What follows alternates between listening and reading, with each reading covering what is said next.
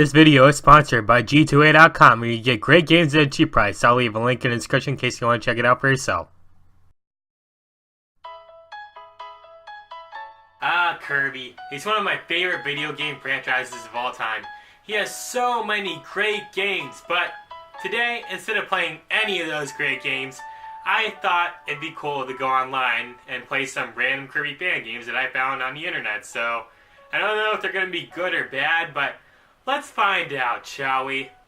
Here we have Kirby Red Diamond. Well, this looks interesting. Ugh, Kirby, what happened to you? Is that supposed to be Dreamland? Where did it all go wrong? Before the game begins, we are greeted with a little tutorial on how to draw Kirby. First, you draw a circle. Then you dot the eyes. Gotcha. Add a great big smile. Whoa, slow down, slow down. And presto! It's Kirby!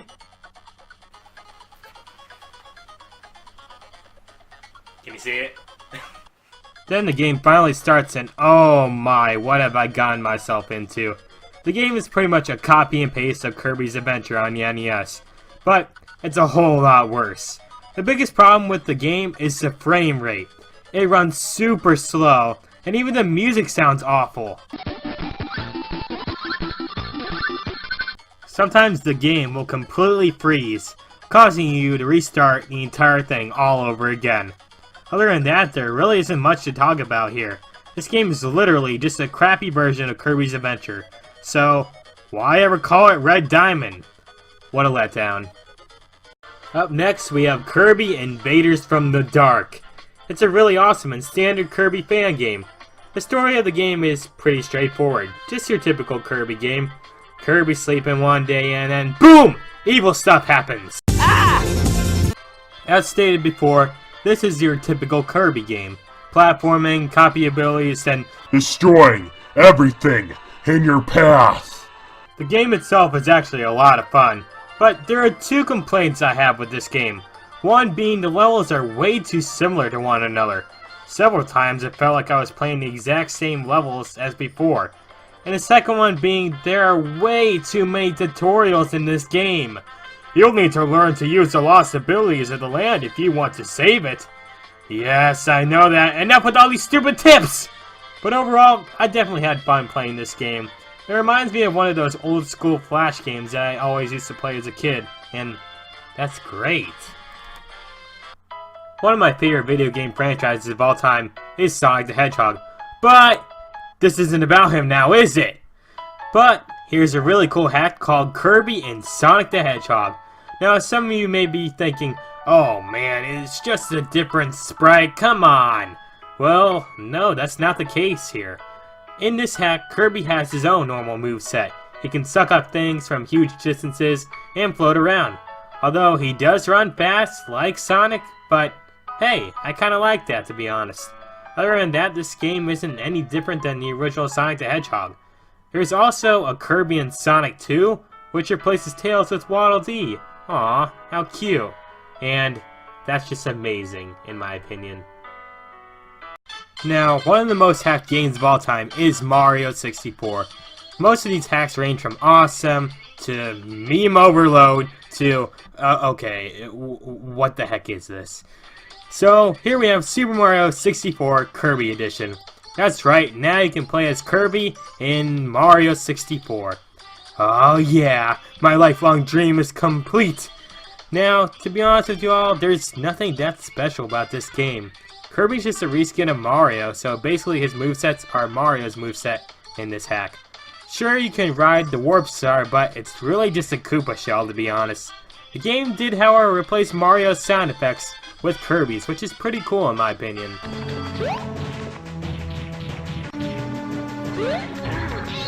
Alright, that's enough of that. How about we go ahead and get into the really juicy games here. Here's a game called Kirby Mini Rescue. Whoa, this looks cool. I mean, just look at that title screen. It looks cool. So the story is, oh god, that's a lot of words. You know what? The story's not that important. let's move on, shall we? So we finally start the game off and... wow. Can this game be any slower?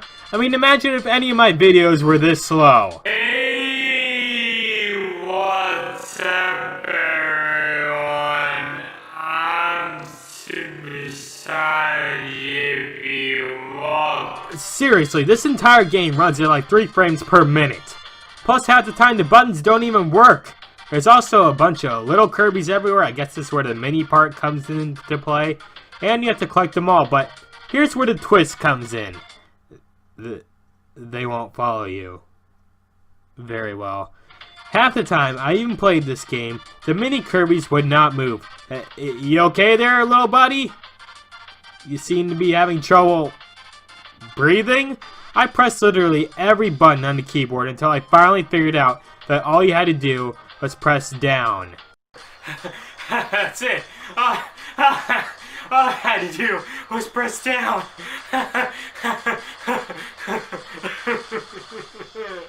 I honestly couldn't even be bothered to play past the second level, simply because the game decided to crash on me. Well, that's a train wreck of a game down, so what do we got next?